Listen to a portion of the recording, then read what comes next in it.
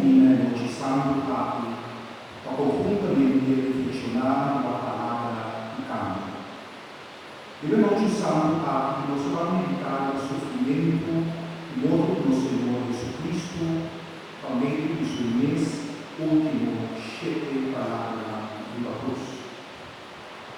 Oggi nos reúne na pia de cruz, não como espectador, sino como testigo vivo, do amor de abundância, maneira ao abrigo da fruta de Deus.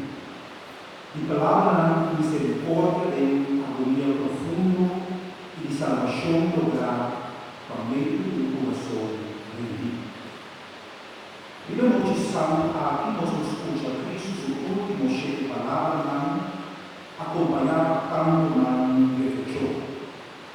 E em silêncio nós meditar, assim aí um coração de graça para o Cristo crucificado.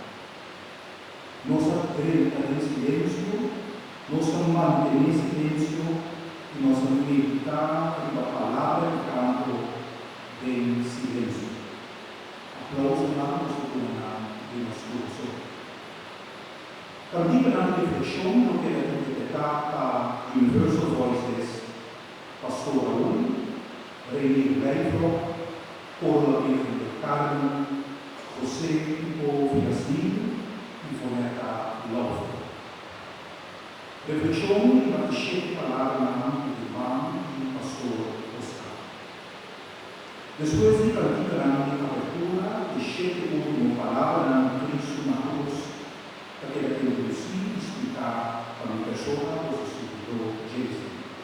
Seguir a canto de reflexão de pastor Oscar. Cantiga de reflexão não proporciona o escolher.